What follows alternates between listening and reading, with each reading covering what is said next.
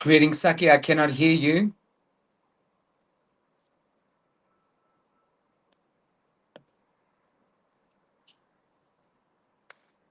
I cannot hear you.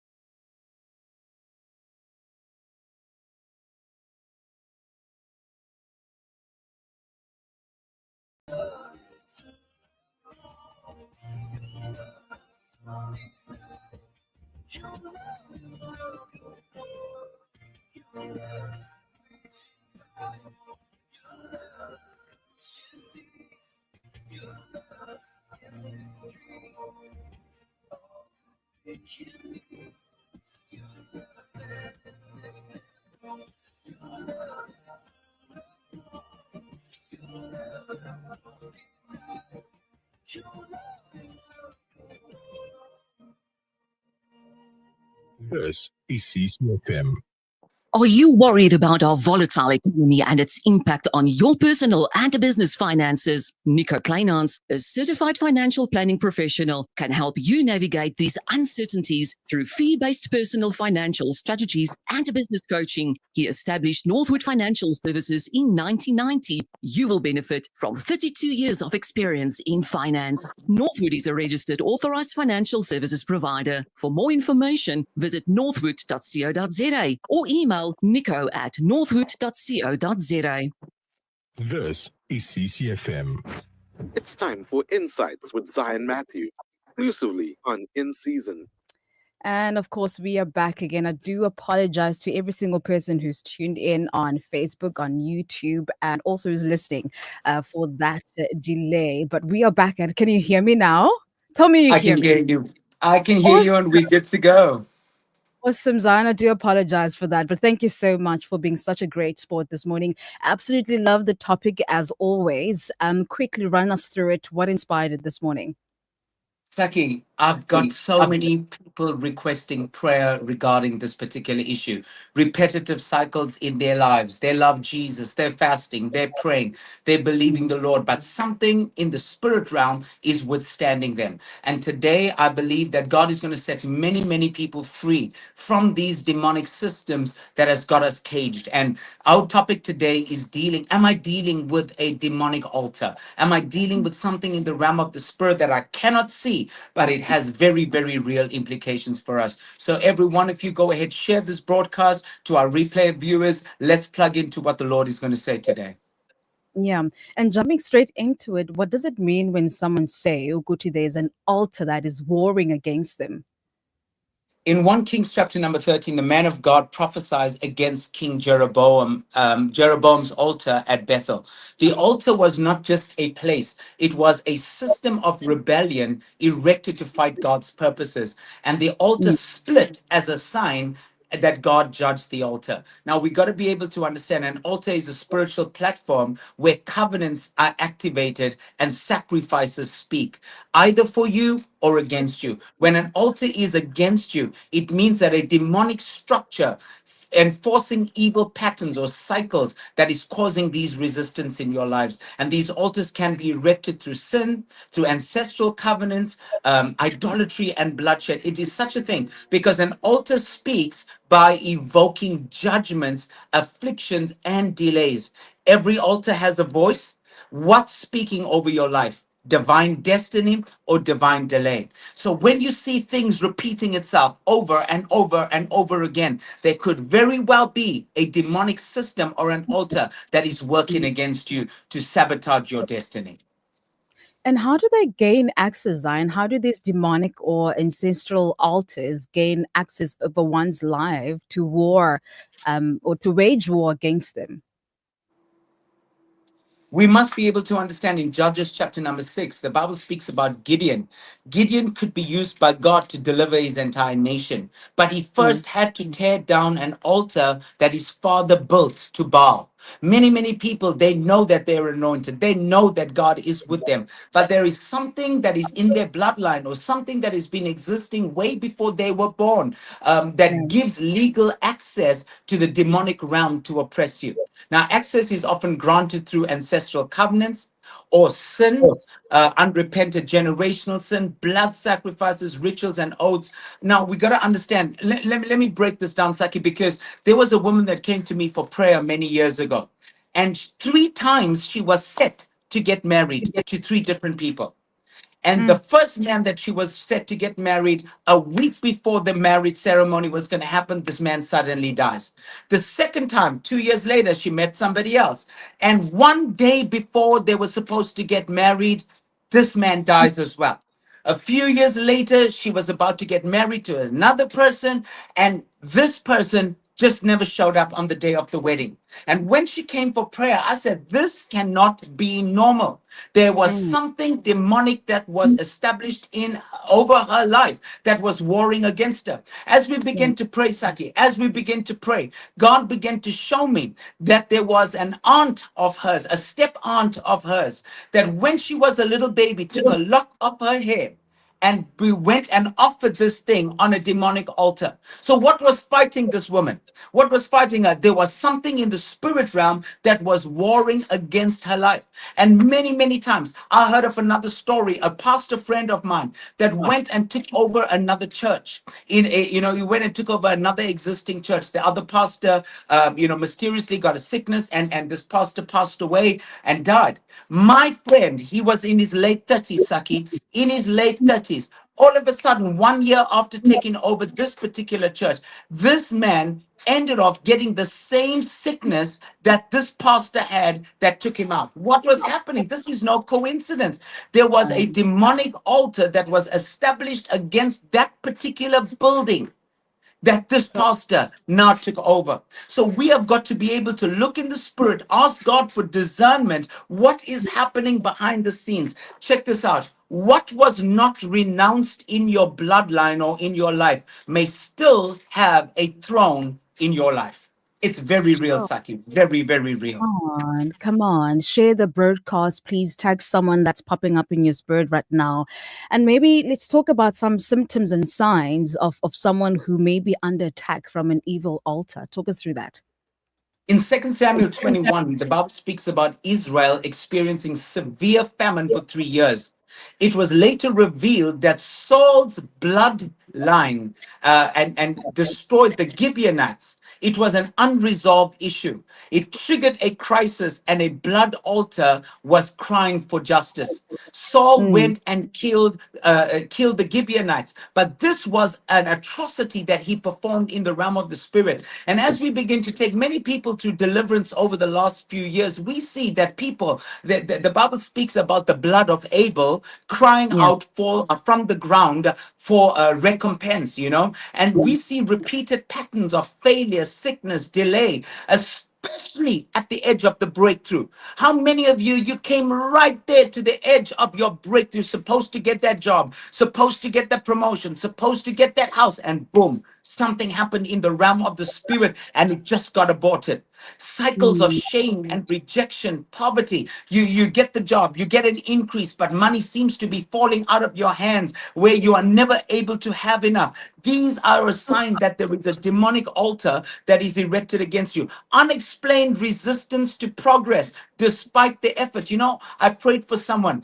This person went ahead and got an MBA in business administration, applied for several jobs, Saki, in different parts of the world, shortlisted, almost got to that point, and all of a sudden that person wasn't chosen. Now there was a demonic altar in that bloodline regarding poverty. And when we begin to look in the realm of the spirit and begin to ask questions, her grandfather, listen to this, her grandfather was he had a business, a shoe factory business, but there was a time where he employed so many people, but he did not end up paying those people, and he shut the business down, filed for liquidation. But in the spirit, that atrocity was still being held against the bloodline. So a demonic altar was created. No matter what this girl did 3 generations later, she could not get that breakthrough. Then when you begin to dream of altars or blood sacrifice, or your ancestors, can be signs of demonic activity, and these things are real. And we have got to be able to look at it. You know what? This is not the day where we just say, oh, God bless them. Oh, God, just heal them. We have got to go to the root, because many people try to deal with the fruit, but the root still remains. And these things show up in another generation. Sure.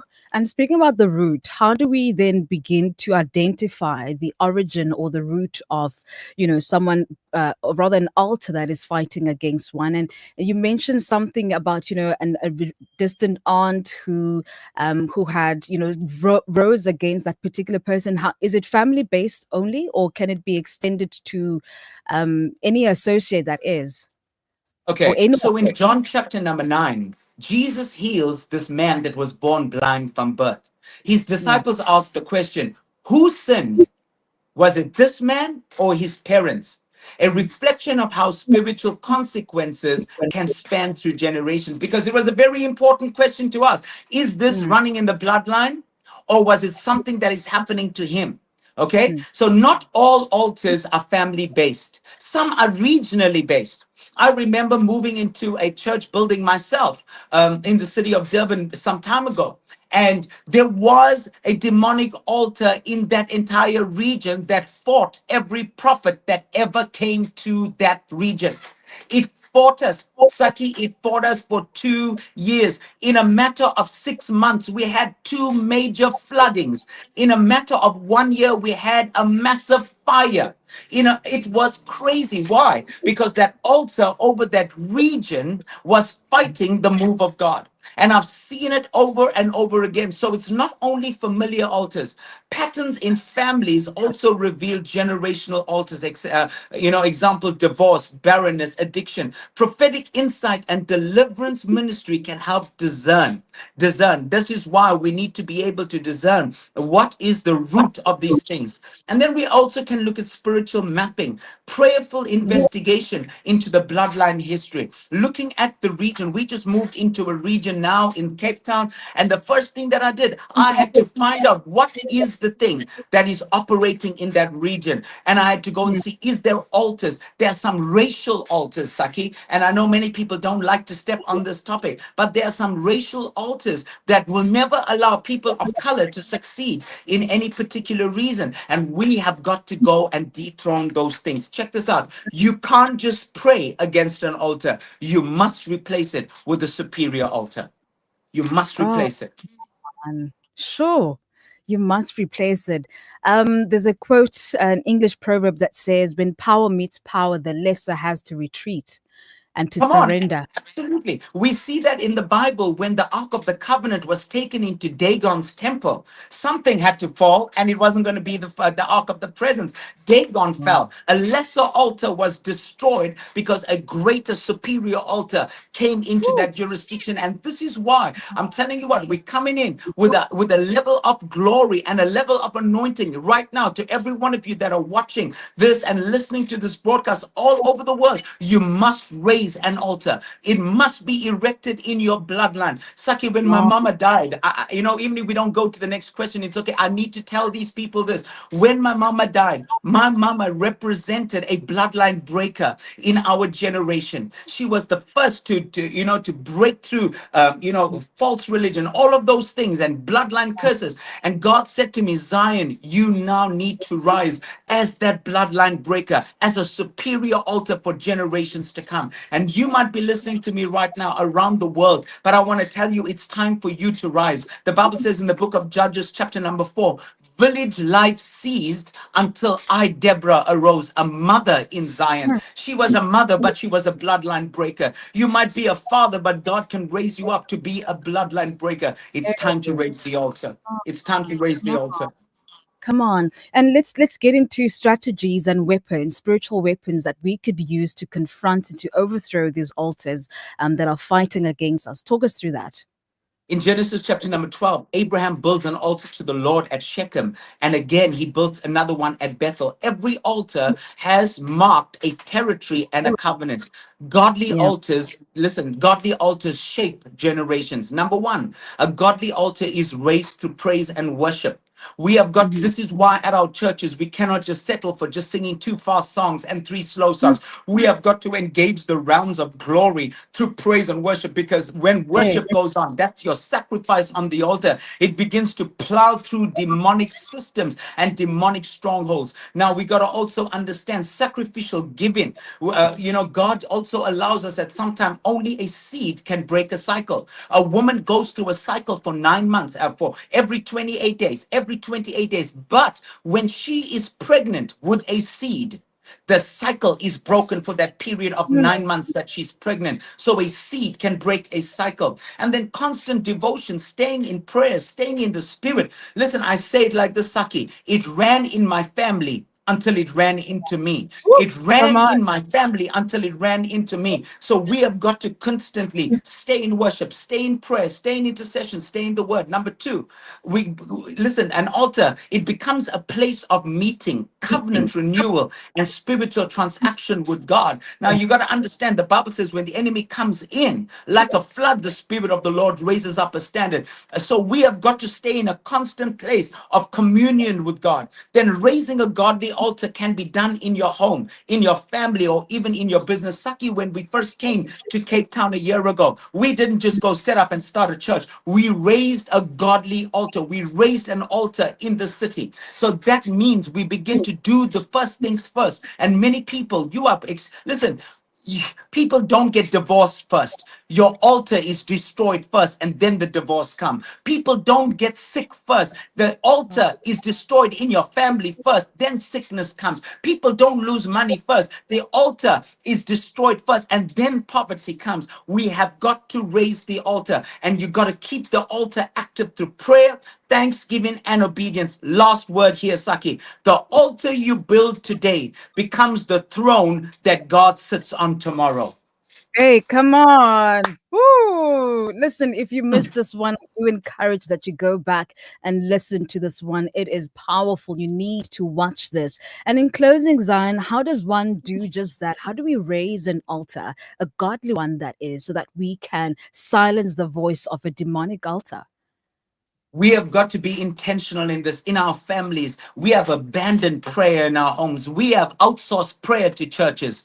People cry for prayer being brought back to school. I've got nothing to say about that. But if you do not have prayer in a home, it doesn't matter what you do at school. Or it doesn't matter what you do in church. We have got to raise the altar of prayer. Allow the atmosphere in your home to become conducive. Mothers, fathers, become the high priest in your home. Begin to lift up your families, lift up your bloodlines, things that are warring against you. Then number two, get into a good spirit-filled church that begins to teach on these things. And we have got to intentionally see if these things are repeating itself.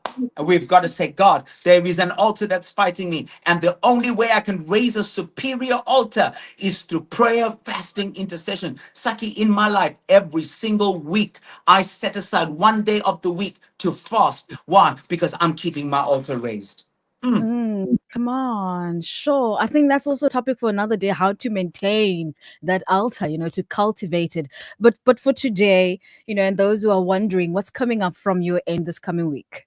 Saki, Okay. tomorrow we are starting our Raising the Altar conference here in Cape Town. It's going to be 3 days. Tomorrow morning at 9 a.m. is a free pastors and leaders breakfast. We've got guests from all over the world coming in, leaders, apostles, prophets. It's going to be powerful. We're going to be teaching pastors about raising altars in their churches, raising altars in their communities. Friday night, 7 p.m.